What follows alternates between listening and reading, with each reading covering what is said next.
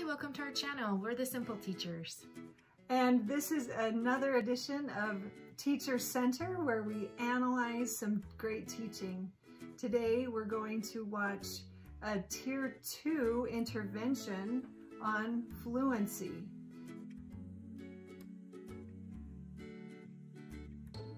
So we're going to look into some things that you did with this Tier 2 group for fluency. Yep, so keep in mind I've already taught this in Tier 1. Remember that.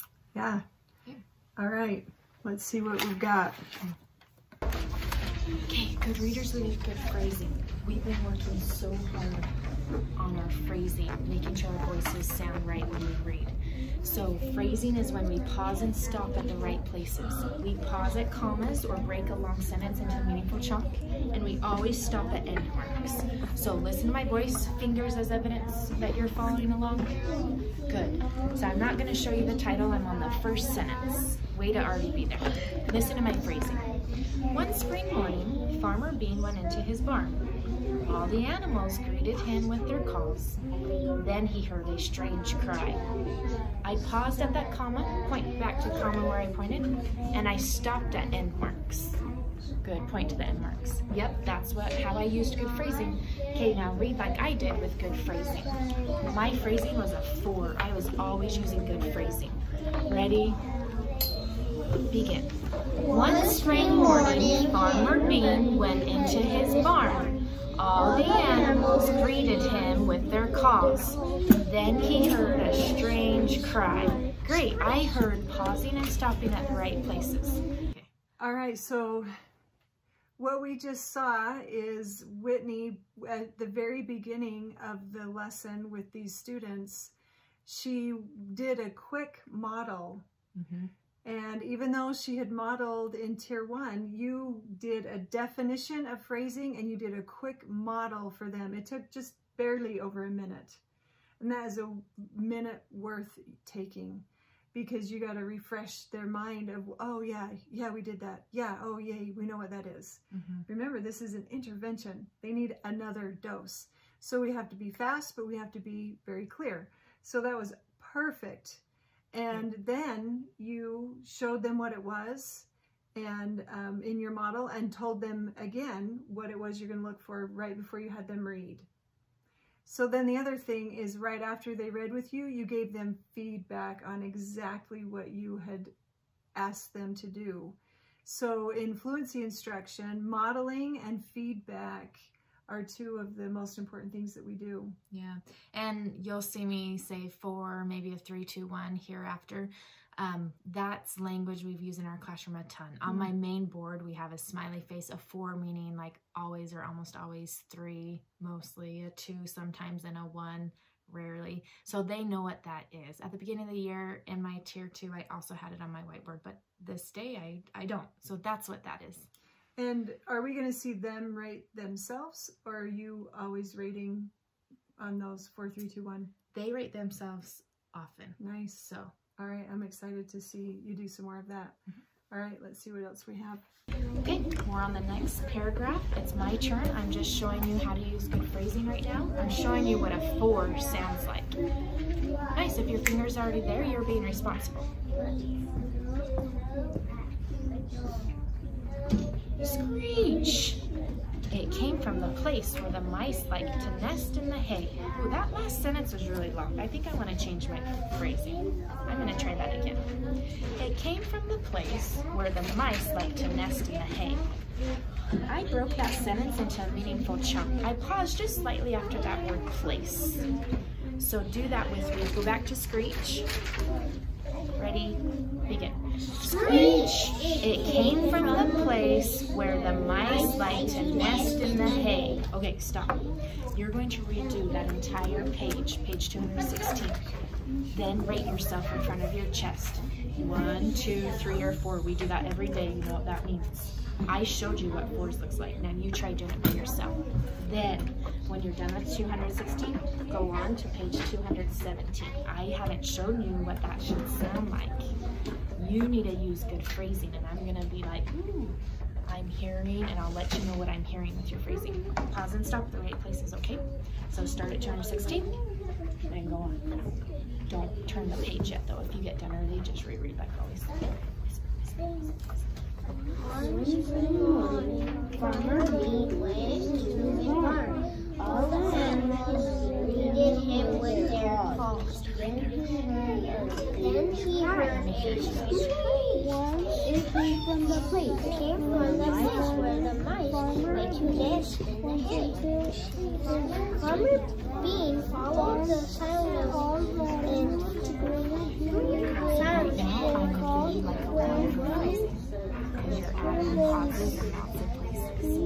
Farmer Bee followed the sound and found an eagle caught in the mousetrap. That was excellent, Blake. I heard a pause right there. That was a meaningful chunk. Good job. And then you stopped at the period. Good phrasing.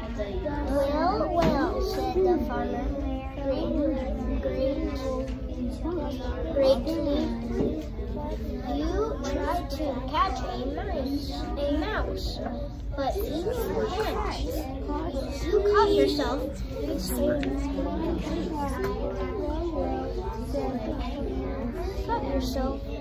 Okay, stop. Excellent. I heard you really focused on your phrasing, pausing and stopping at the right places. All right, we just saw a lot of great things happening in this intervention and in just a few minutes time. So yeah, the kids are reading a lot, which is exactly what they need in a fluency intervention. And what I love, probably number one I love the most, is that you're staying consistent with your language, your feedback and reminders. You're saying the same thing to them repeatedly. So you're giving them the thing that they need to practice. And you're telling them, okay, if you do this thing, if you phrase and pause, you're going to be a smoother reader, that you're gonna do a better job reading. And you keep saying the same thing. When you peek in and give feedback, you're saying the same thing. When you peek in and give a reminder or correction, you're saying the same thing. So I love that consistency. Good. Also, you did a think aloud again, and then you had them echo back, write what you'd read, and then reminded them a couple times some procedures. So you have that finger point procedure. You had a reminder of the expectations of which pages to read. I mean, there's a lot of procedures that go on to make sure that the time is not wasted. Yep. So about how many weeks in are we here in the school year? Not quite halfway to the school year. Yeah. And this is, I would say, probably one of your lower groups. It's my second lowest. Yeah, and they're doing really well with the procedures of the group. Yeah, it takes a little while for them to get used to following what I'm reading, and then to go back to where we started initially. That procedure takes a while, but the more and more you do it, they become so fluent in that procedure.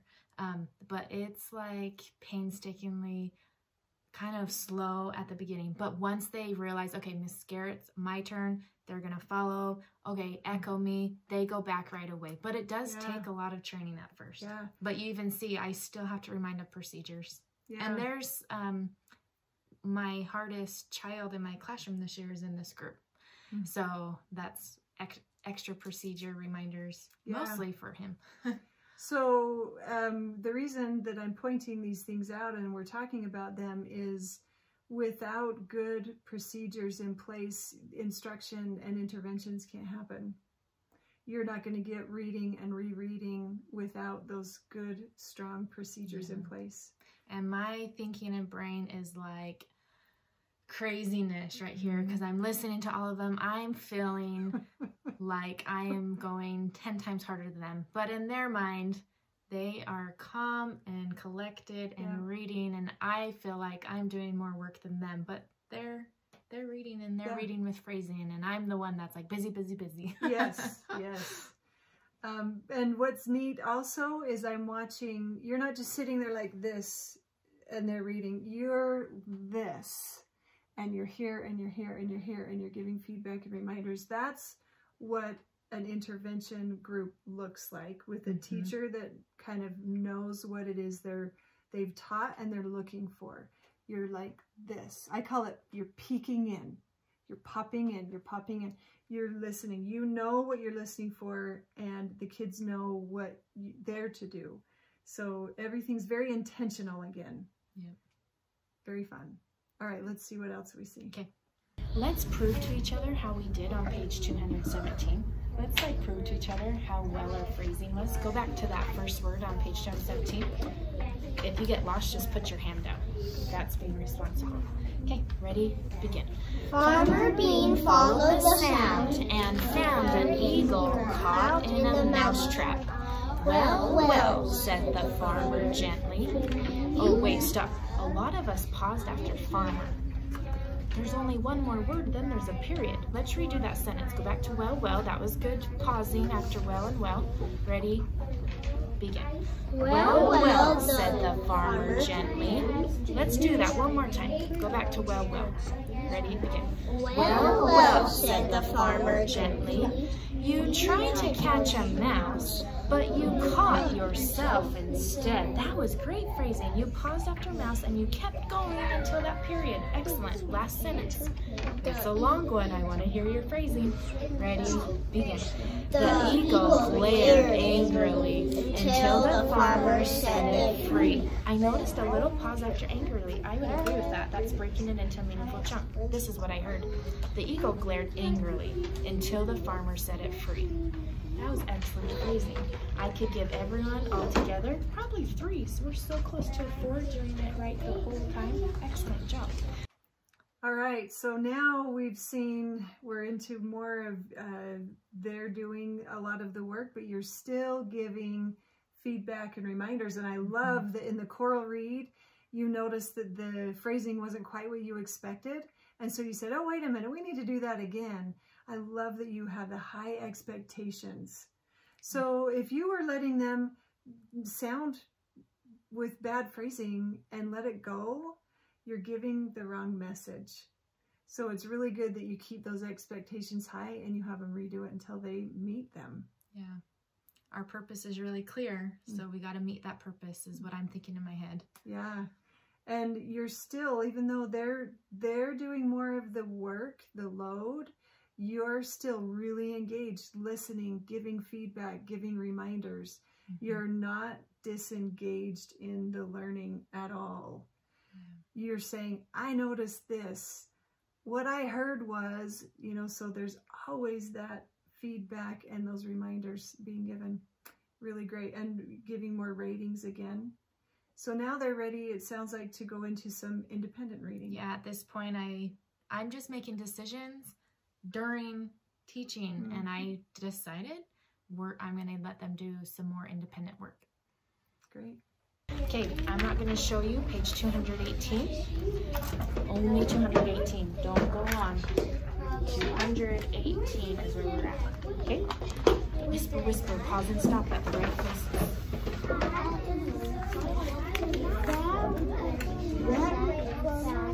That afternoon, Farmer Bean sat down to eat his lunch beside a rock wall. Suddenly he heard a sing loud cry. He looked up just as the eagle swooped down and grabbed his hat. Farmer Bean jumped up. Come back, he cried, then he screamed out. The eagle went over to what he said until the eagle dropped his hat. Farmer Bean angrily picked up his hat and went back to the wall.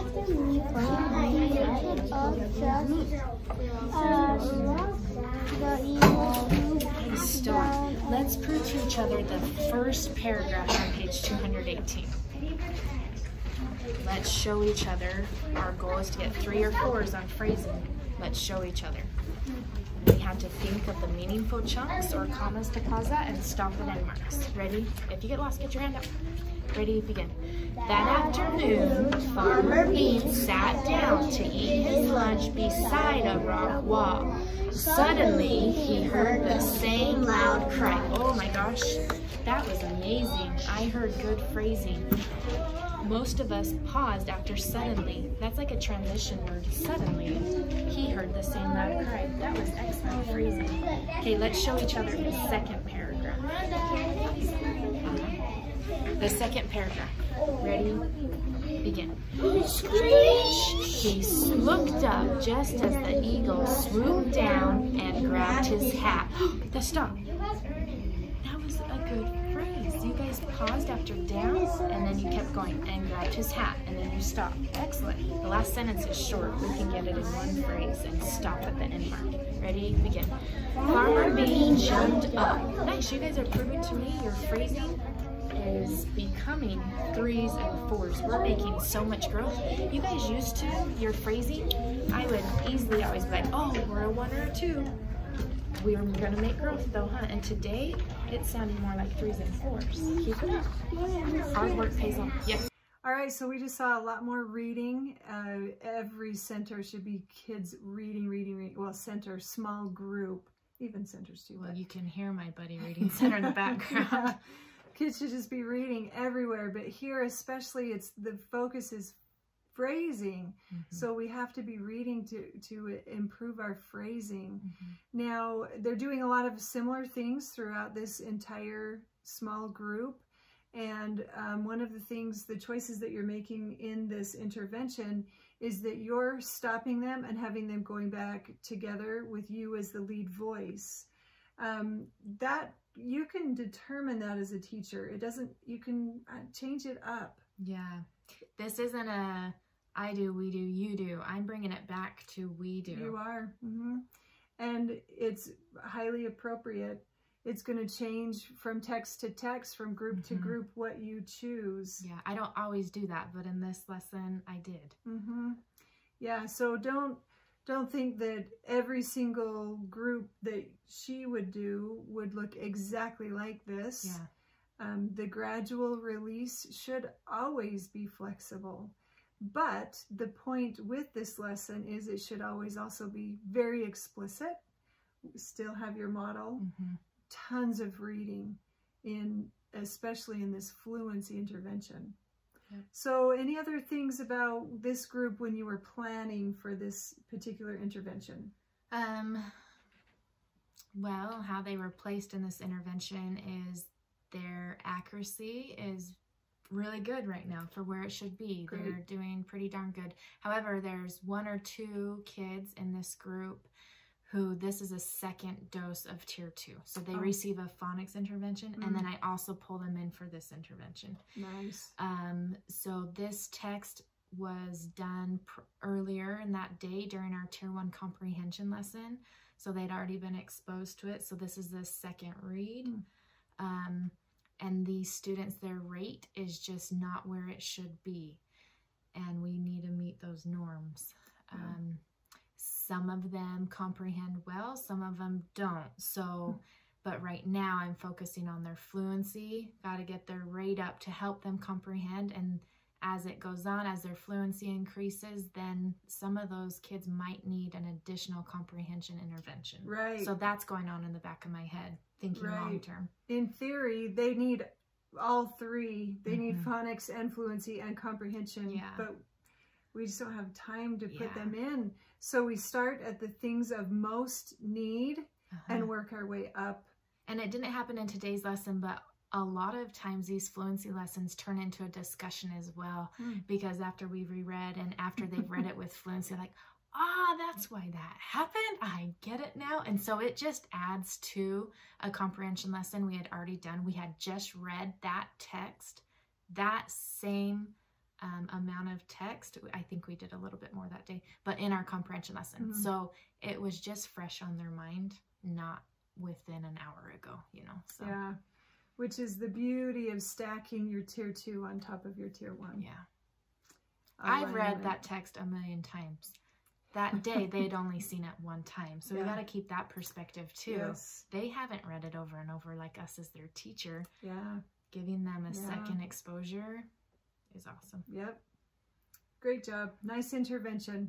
Thank you. All right. So another edition of Teacher Center, analyzing some great instruction. Hopefully this helps you get into the minds of a teacher. Yeah. Disclosure. This is what I really do.